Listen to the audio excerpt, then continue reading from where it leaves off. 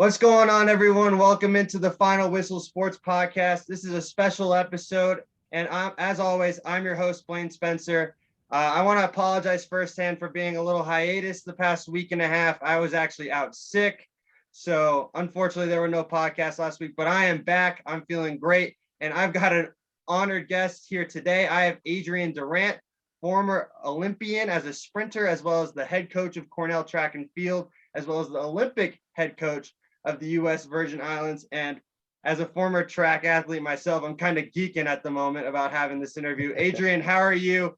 Hope everything's well. Yep, I'm doing great. Thanks for having me, Blaine. I appreciate it. Absolutely. So let's jump right in. I might be asking you a couple of track questions, primarily just because I'm going to probably have some hurdle advice to ask. But let's start off with how you grew up in St. Croix. Was sports always a passion of yours? And then was track always like the end goal that you kind of really got dug into? Well, I was one of those kids who just had a ton of energy. Like I would run around, bounce around, and I was being raised by my grandmother and my mother, and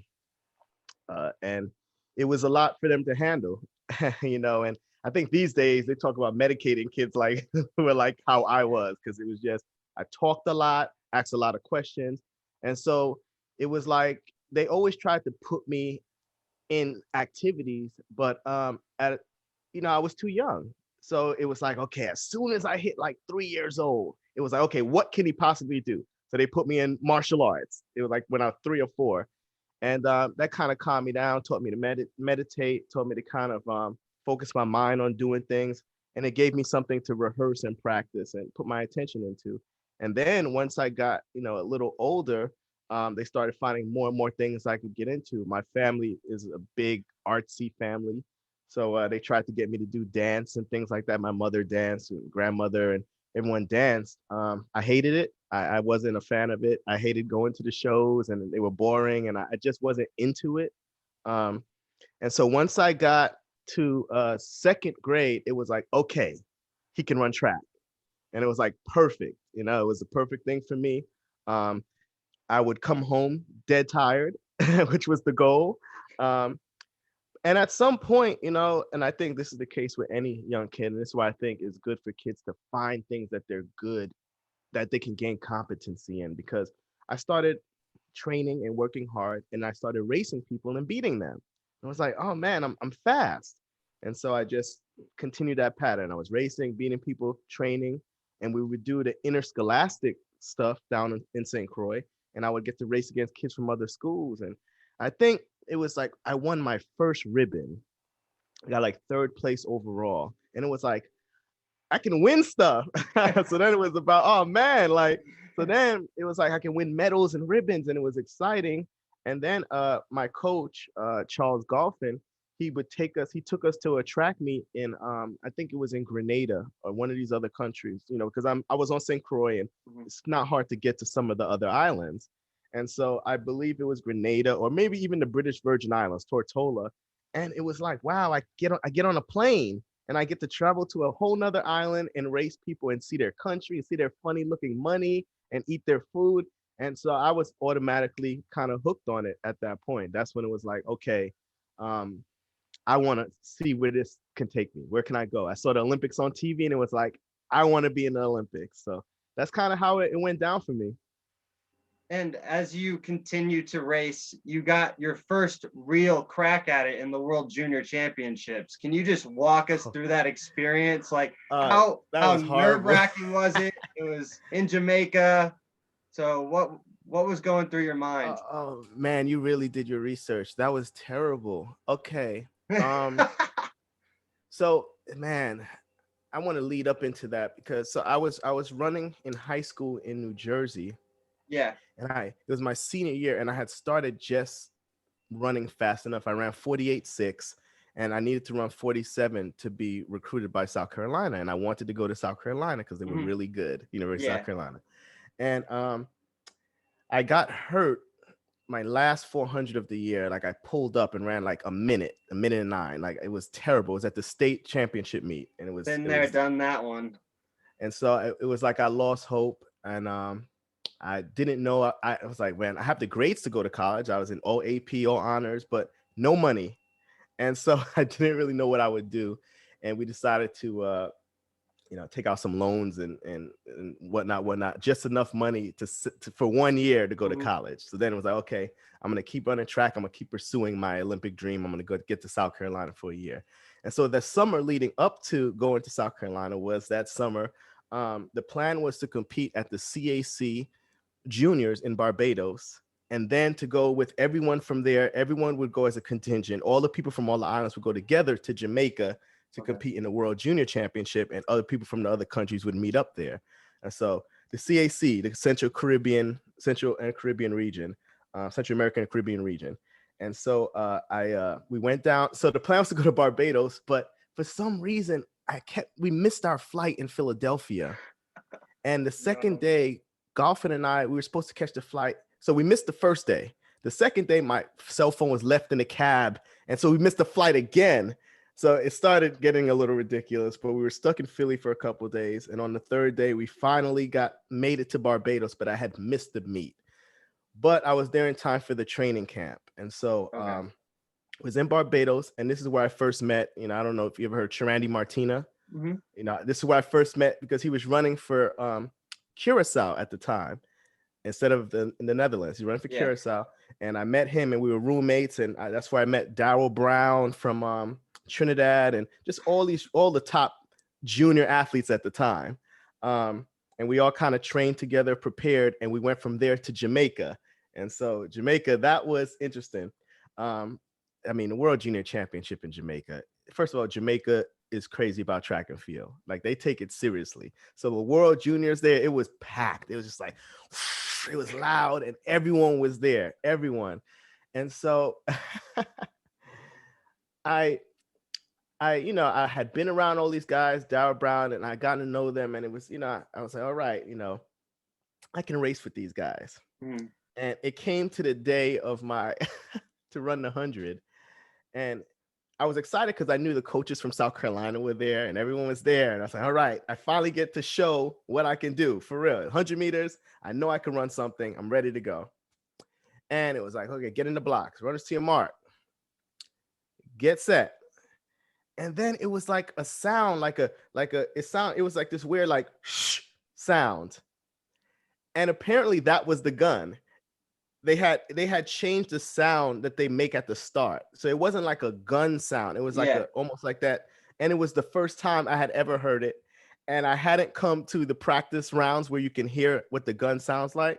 So it was just this sound going through the microphone, and I didn't react. And everyone left. And then once I saw them leave, I took off. And it was so embarrassing. I ran like 11. Man. I ran something like 11 something in 100. And everyone's like, oh, this guy is terrible. Gosh. Super embarrassing. Yeah. That was my World Junior experience. Complete embarrassment. Did you ever find out why they ended up switching it? No, it's just I hadn't been to a meet of that level. And so if you're at meets, the starting pistol sound can be different depending on how they have the audio system set up. It can sound like a pistol, it can sound like a clap, and they had switched to this sound that was more like that shushing sound. It didn't sound like a gun, and I had never heard it before. So I know you're supposed to react when you hear a sound, but I was still green, and so I heard that sound, and it didn't sound like a gun to me, and I just stayed in the blocks, and everyone else took off, and I just got smoked. I ran 11. I don't know what the time I ran was. You probably can see it there. It was terrible. Oh man, that's brutal. That was World Juniors for me. I kind of made up for it the next year though.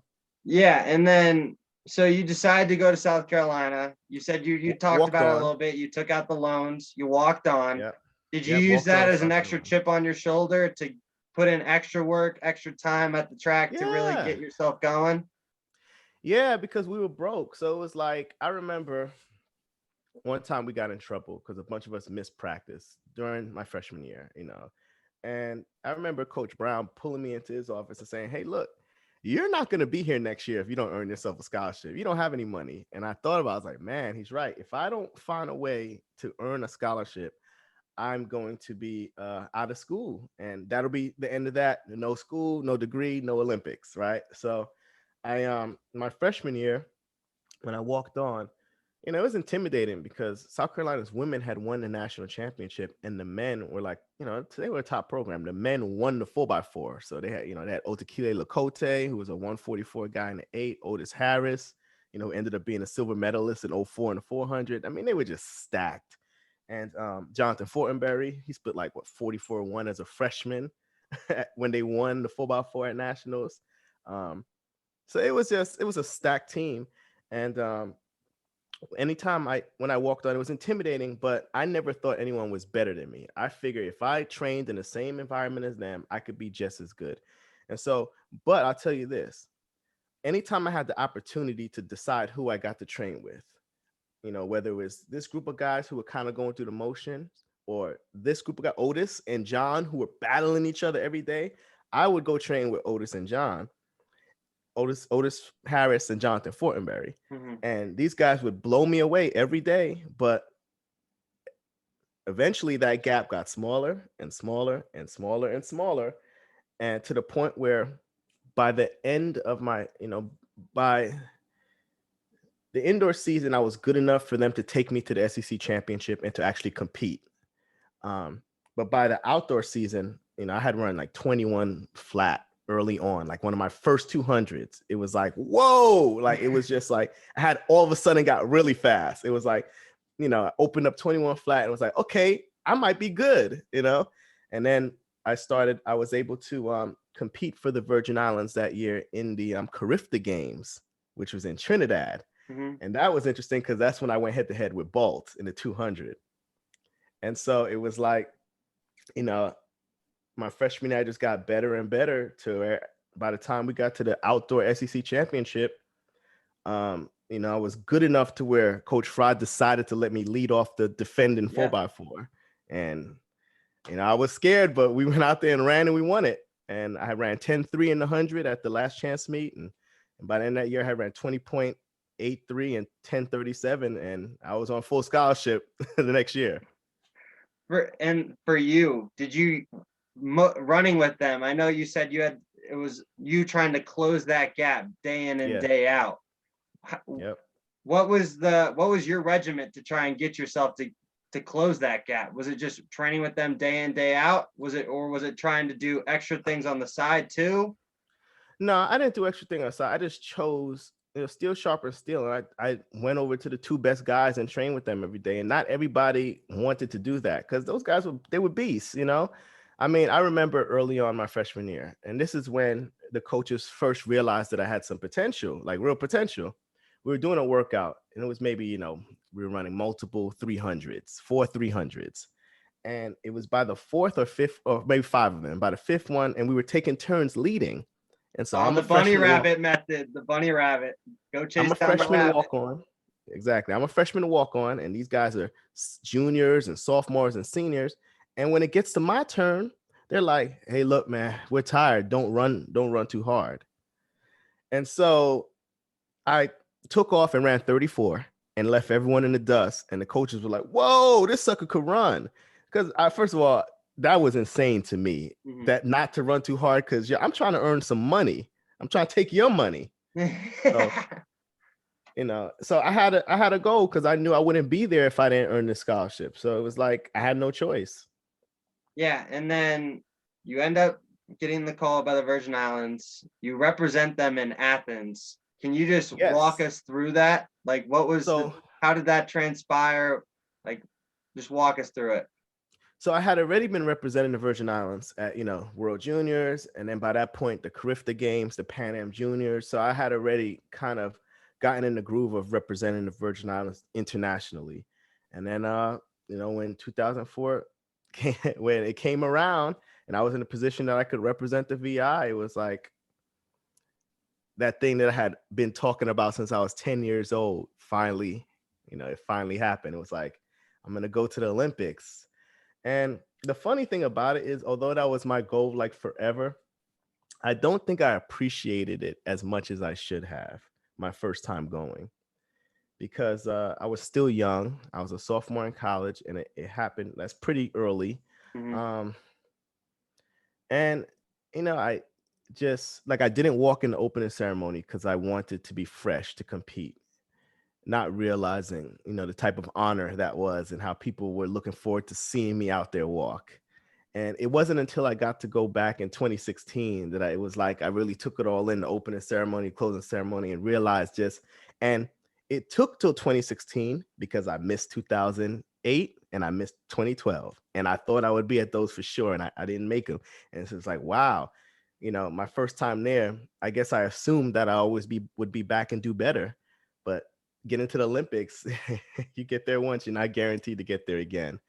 And so my first experience there, I think I should have taken more in, but it still was amazing. I mean, it still was amazing being in Athens, the home of the Olympics, and getting to see like the Colosseums and just the original places that things happened. It was amazing. Got to go all around Athens and even check out the islands around Athens. So amazing experience being in a stadium. And of course, I was there when Justin Gatlin was running 100 and Sean Crawford. And for me, it was amazing because the Olympic Village is really cool.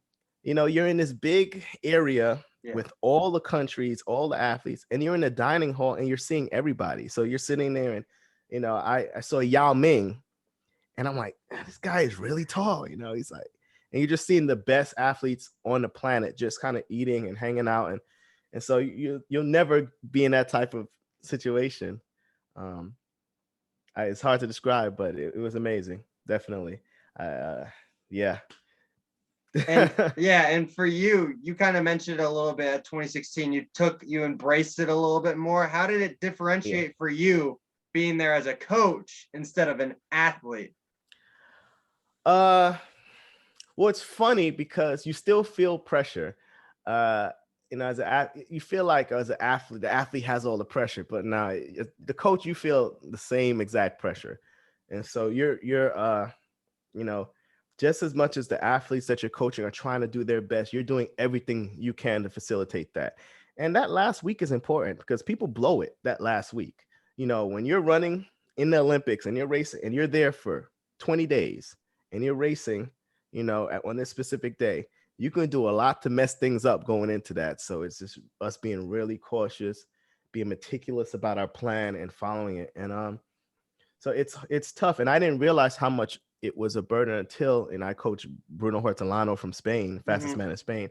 And when he crossed the line in the semifinals of the 200, and he had just missed out, he got 10th overall. But when he was done, it was like, man, it was I didn't realize how wound up I was. So you definitely feel the same pressure. But you have more freedom as a coach. I can tour a little more and see places a little more. I don't have to stick to a certain diet or anything. I can eat everything all around Brazil, Rio. And so that part, I've always loved the part of traveling and experiencing different cultures. That was a big part of the allure of track for me, that you got to do that a lot. Yeah, and that transitions perfectly into a couple of fan questions that we have. What was the best place you were able to visit? Man, that's tough. That's a tough one. I've been to maybe 40 countries, and of course the Caribbean islands individually are countries. And I've had great experiences in a lot of them. Where was I in El Salvador, where I got to see like the volcanic crater, and like people are like living there. It's like a forest now. I've been to Bangkok, and you see people like feeding elephants, and you're like, wow, this is just so different from where I'm from. I went to Paris for the World Championship and got to see the Eiffel Tower, and so it's hard for me to pick a favorite because every place that I've gone to has been something amazing that I've experienced, or it's changed my perception of that place. Like before I went to Berlin, I didn't know what to expect in Berlin. I'm like, I don't know how they're gonna be, and then I went there. I was like, oh, this is a great place with great people. I enjoyed my time there. So it's really hard to pick one. If you really had to force me to pick one, let me think. This is a fan asking. This ain't me this time. I know. I'm trying to favorite place. Oh man, I'm gonna have to narrow it down to the Caribbean because I'm an island boy. I love the beach. oh, people are gonna get mad at me. I enjoyed Trinidad. Okay. I enjoyed Trinidad. Great food, great people. I stayed out with some friends out on the countryside, and it was just, you really get to experience community. I enjoyed it. So I would say Trinidad is in my top All three. right. All I'm not gonna right. say New Was it York. sometimes culturally overwhelming when you're going to all these different countries and cities? Overwhelming? No, I think people were great. If anything, overwhelming in the sense that people looked at us like we were stars. Like, Really? yeah, when you go to the world championships, Olympics, it doesn't matter if you're the slowest person in the world. If you have a credential saying that you're an athlete, they want you to sign anything, their forehead, whatever. They want your pin, they want a picture, and it's just like, wow, like they really are into this. Like they Mhm. really appreciate it. It's an experience because you don't get that in the US, Yeah. if you're number one in the world, but you don't really see that type of fan service. So it was that fanfare. So it was different. But I wouldn't say overwhelmed. I try to take in as much of the other coaches as I can. I'm actually pretty adventurous when I travel to most places. They'll be like, we're in Guadalajara for the which meet was that? It was maybe the CACs or Pan Am, no, CACs, I believe. And they're like, hey, it's kind of dangerous going around. And we're like, okay. And, we're like exploring. We found restaurants with like amazing food. And I always like meeting the real people. I hate being in the touristy places. I want to go meet the real people and see what they're, just talk to them and eat their food and kind of spend some time with them. And it's always been fulfilling. So I like trying to get to the real places. That's awesome. Yeah, I'm gonna switch some gears now because now sure. I want to focus to what led you for your transition to coaching? What got you into that? Was it always a part of the game plan after running? Nah, I wouldn't say it was a part of the game plan. I had an IT degree. I was really good at computers and coding, and I could build computers and all that stuff. And I thought that that's what I wanted to do. Um, And then I realized I hated it. I hated sitting, behind a desk all day long. I didn't enjoy it. I enjoyed being outside. I enjoyed track. I enjoyed traveling and all those different things. And I did notice when I was in college, our head coach, I was like, man, he's driving a really nice car and he gets to travel, he gets to travel all over the world. He's at the Olympics. He's looking fly. I'm like, that job looks pretty appealing to me. It's track coaching. So yeah, I think that was in the back of my head. And once I got into my IT work, I was working at the University of the Virgin Islands and I was working at other places. I was working at Canon in Virginia. And I was like, I hate this. And so I had gotten back into running. And then I was trying to figure out a path into college coaching. And what I did was I coached a year of high school at Lake Taylor High School in Virginia. I was doing that while working at Home Depot while still trying to run. So it was a struggle. And then I went and traveled across the country to volunteer at the University of Illinois um, under Coach Wayne Angel. But when he left there, I had to leave as well because I was working under him. And so that was a bust and a very expensive bust, traveling across the country with no job, finding a place to stay, just to have the opportunity to volunteer at such a great Mhm. program and work with some good kids, just to lose that opportunity. Yeah. Um, but as I always say, failure is a part of the journey and you have to still take the risks anyway. And so after that, I had to leave Illinois and I was in a bad place because I was broke and I wasn't running fast. And it was like, um, and eventually I got myself kind of together and I moved uh, back to the Virgin Islands to kind of get grounded. Found a job. I found work at a local gym. I said, hey, I'm an Olympian, let me do this. And I started taking, when I do stuff, I go kind of hard. So I took Yeah. over, I had like all the clients, all the trainers hated me. I started teaching all the fitness classes. I'm like, hey, let's go. I'm doing all that stuff. And I eventually started working with the local TV station, training their folks. And I went into a contract with them, saved up money. And then I moved to Tallahassee, Florida on my own to volunteer coach. So I saved up money so that I can go try this again. Mhm. Um, and I was sleeping on someone's floor for about a year while I was coaching that first year. And I had some conference champions. I coached the jumps and I did well at it. I had some conference champions, the top jumps group in the conference, All American. And I was like, all right, that was my first year as a volunteer. And I showed my stuff. The next year I coached another All-American jumper and some more conference champions and runner-ups and whatnot. And was like, okay, he's doing a good job. And that's when I saw the Cornell opportunity and I applied for it. I got that job and came to Cornell as an assistant. And so it kind of went from there. But to answer your original question, no, it wasn't something that I always knew I was going to do. It was just something that was in the back of my head. And I realized it was what I was meant to do in the first place. And I happen to be, able to, I know the sport and I'm able to communicate it and teach it in a way that others can kind of absorb it. And because that's all, there are a lot of talented people who can run fast, but can't really explain to someone how to do those things. So it just happened to be something that I was good at and it's been working out. Yeah. And how difficult is it to train so many different individuals? Because some of them have very different regiments in comparison to how they absorb information, how they utilize their techniques. Mm-hmm. For you, how do you try and gauge all of that? When you have a large group, you have to have some amount of general stuff, right? Like, so, it's going to be a rubric. Everyone's going to have to get in shape and, we're going to have to work on the specifics of your race, whether you're a long sprinter or short sprinter, and going to have to get you fast and strong and explosive. Now, there are things that everyone can do to work towards those. I can give something that will get everyone generally in shape. And then you see, okay, what are everyone's varying levels of fitness, which are typically based on your training age, your biological age, all these different things. And so we could do, I could give this amount of work for 3 weeks and then do a test and see where everyone's levels are. And I know where you would need to be baseline to perform at a certain level in a certain event. So you're a 400 runner. I know that you need to be able to run this. And let's say we're doing a 500 test. You have to be here.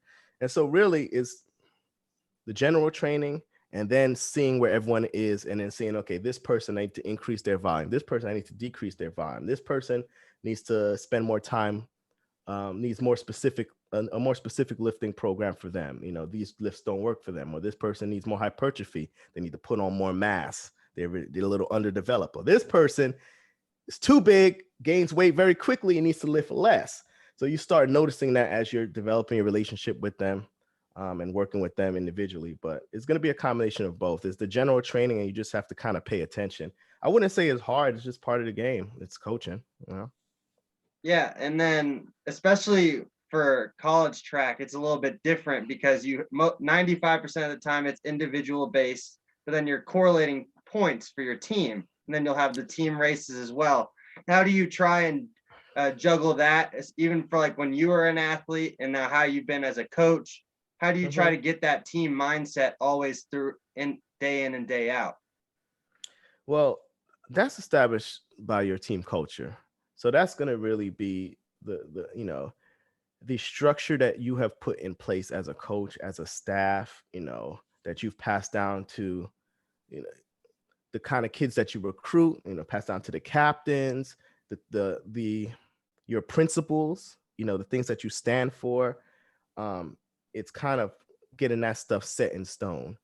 And it's hard establishing a team culture, but I think it does matter when it comes to that. So I've been, you could be on a team where it's all individual and you have all superstars and they all are selfish and care about themselves. And that can work in some places, but in the Ivy League where I'm at, it's a team league. You win with the team. And I've seen folks overperform because they're competing for the team. I've seen amazing things happen because the people are carrying the weight of a team. That's how we scored 211 points when we won it in 2016. And you broke the record. Thing. Yeah.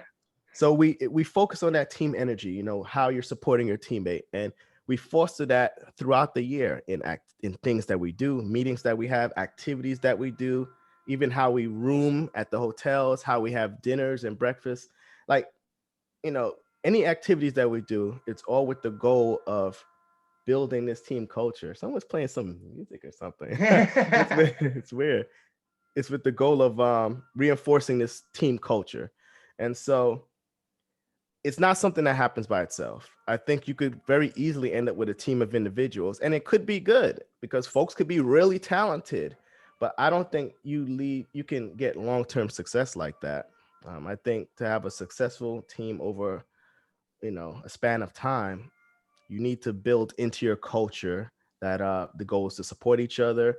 We're running for each other. We're diving across the line for each other. I carry my weight. I get my points. You get your points. We win together. Did it help for you to make that transition from an assistant to head coach, already having that culture kind of set in place in stone already a little bit? Well, two things, yes and no. To go back, we had a strong team culture at South Carolina, so I got to experience that. We did have a team culture while I was here as an assistant, but things have to change though. It's not something that you can keep going indefinitely. People who believe that, it is not true. Simply because the culture gets established from the top. Are you playing that music? That's not me. That's not me. Do you hear that? Yeah, I can hear a little bit of it. It's all. It might be somewhere outside your place because it's not coming from me. It's not coming from me. Okay, it was very distracted and very strange.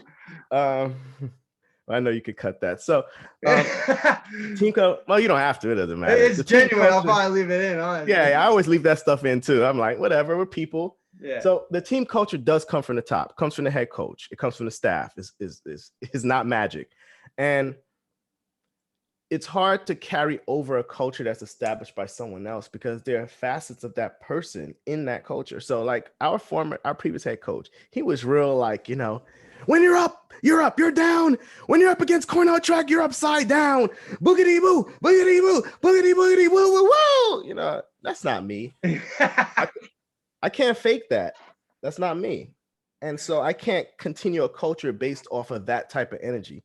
I'm like, yo, ABC, let's show up, let's perform, let's win, take care of business. Like I'm straight to the point, and that's my personality. Yeah. And so I can't build a culture off of this. It has to be more like rah. Yeah. For now, that's what the captains are for. That's what you may have assistant coaches who that's their personality, and they could do that. For me, when I'm talking, it's about, hey, this is what we're here to do. ABC, y'all are prepared. We've been working for this. Let's show them what we got. That's me. So. Any position you get, like, you're coaching, you have a team, you have to kind of build that culture off of who you are and then what you really value, or else it's going to be hard to hold together. So we did have a culture.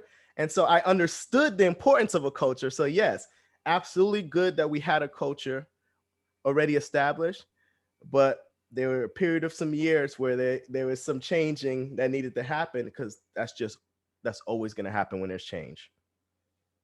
Yeah, and then specifically more towards Cornell, your season had just kind of wrapped up for the year. What was your expectations for you guys? Did you meet those expectations? What would you give your review for your squad this year? Man, A+++, because we didn't have a season. Yeah. We didn't have a season. These kids endured a lot. They trained. They trained whenever we were allowed to train. Yeah. When we were finally allowed one competition, we had two women advance to the NCAA regionals and NCAAs essentially, and personal bests, some great performances. So when given the opportunity, I think our kids show that they're like very competitive, and I'm looking forward to next year when we have a real season and we get to compete, so that folks can see what we've been in the lab. We've been in the kitchen cooking up, because we have some very talented folks on our squad for sure. But it was tough this year. And I don't keep it a secret. I'm not a fan of the Ivy League's decisions when it came to how things were handled at the end. I think I do commend the Ivy League for being the first ones to kind of shut things down and take everything seriously. I think that was wise. But then towards the end, I just, the Ivy League not competing, and taking that away from the kids while 300 plus programs are competing, I have an issue with that. I push back on that a little. How difficult was it? Because it's 2 seasons now that were really kind of taken away, because it was pretty much the latter half of last year too. Yeah, our last meet was indoor conference. Exactly. So you didn't have outdoor 2 years of outdoors and then another year of indoor. Yeah. So I can't say that I can't justify that. Mm-hmm. I don't And approve. how is for you guys? So for the outdoor season, do they get now 2 years of the COVID eligibility? How is that? Do you even know how that works or no? Yeah, they'll get a bunch, except for the ones who made it to nationals. Everyone else will still have their eligibility, I'm pretty sure. Okay. At Yeah. least they'll be able to come back, which is good. Yeah, well, not to the Ivy League because we don't Yeah. have fifth years. So Mm-hmm. a couple issues that need to be addressed. And then a couple of things before we wrap up. I know there's been a lot of mixed reviews about Okay. the Olympics and how the IOC is still pushing very hard to have it in Japan. And then there's a lot of backlash in certain countries, Japan especially, trying to potentially postpone it again. What is the mentality of you as a coach representing a national team, as well as maybe the athletes? What is your overall perspective on how this has transpired? I know it was postponed last year, and then now trying to potentially have it postponed again. I think it's a little bit too late at this point to try and postpone, but I do not think they should postpone it. I think they should let the athletes compete. I don't believe that they're going to allow spectators, or I don't think they probably should. But I do think that they should let the athletes come and represent their countries and compete and try to have as close to an Olympic experience as they can, because they deserve it and they've worked hard for it. And it's already been delayed. It's very hard.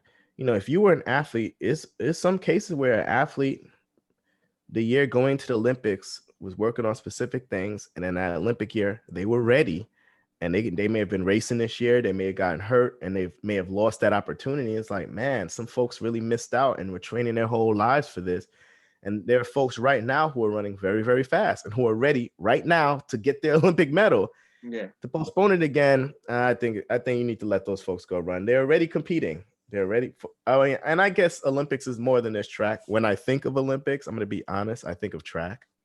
But I don't think of whatever other sports. They're ping pong or whatever. I don't know. Everyone watches track at the Olympics. So I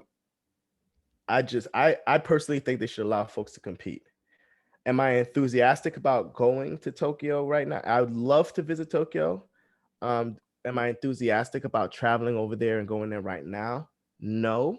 I am vaccinated, so I'm sure I'll be safe, but I just feel like things are going to be extremely restrictive, and it's not going to be the experience that I've had at other Olympics. And so I'm not enthusiastic about it, but I do want the athletes to have the opportunity to compete and perform their best, and I'll facilitate that in any way that I can to support the athletes. So I'll just have to suck it up if I have to, Yeah.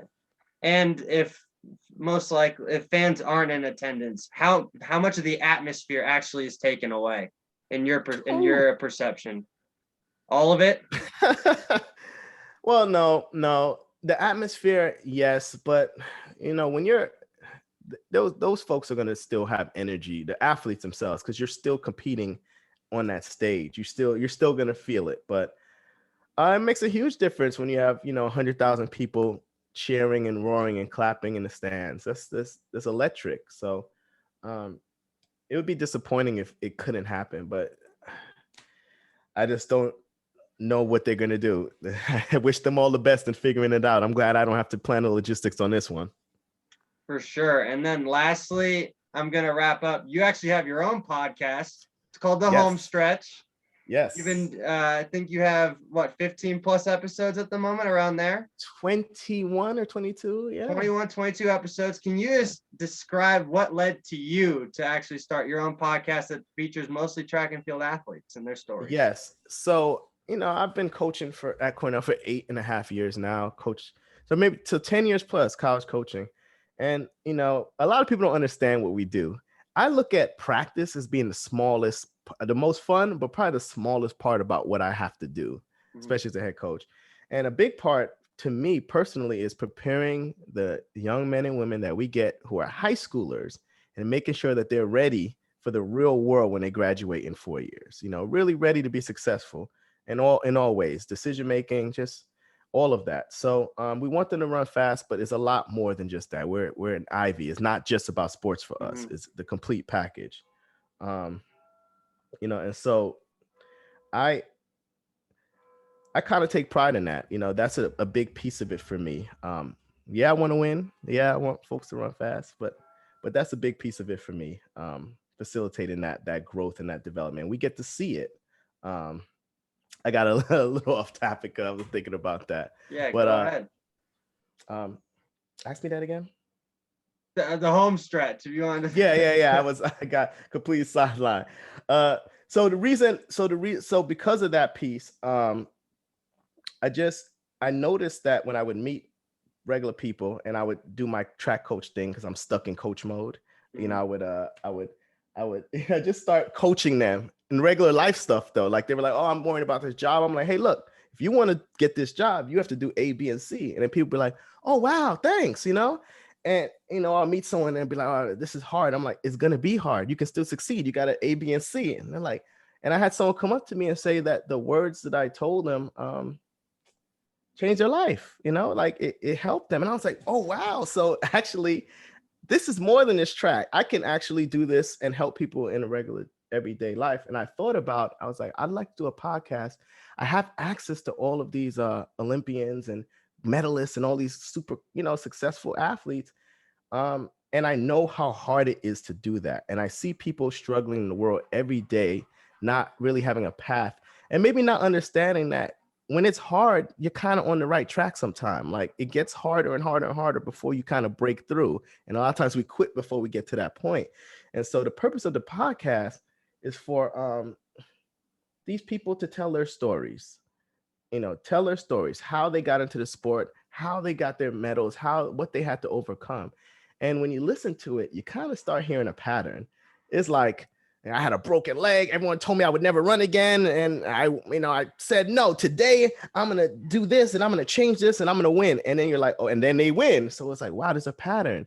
And I start just noticing that. And I figure it'd be beneficial for everyone to hear that, not just people who are in sports, but people who just, are looking for some motivation or looking for a way to find success or to achieve their goals, who don't have acts, who don't get coached, who aren't in this world where we're always competing and coaching and motivating. And I figure regular people needed to hear a little bit of that. So the whole purpose of the podcast is for these people to tell their stories so that everyone can hear it and understand what it takes to win and be successful and to get that job, to get that promotion, whatever it is you're trying to do. So that's really the purpose of it. And the mental mindset of those stories are very relatable in real life. It's not just it's not just sports only. Like you can take all those applications and apply them to yourself and be able to take that next step as long as you're willing to put in the work and have that drive. Yeah, exactly. And that's the whole point. And so I'm just trying to access these track athletes and I want to give them a chance to tell their stories.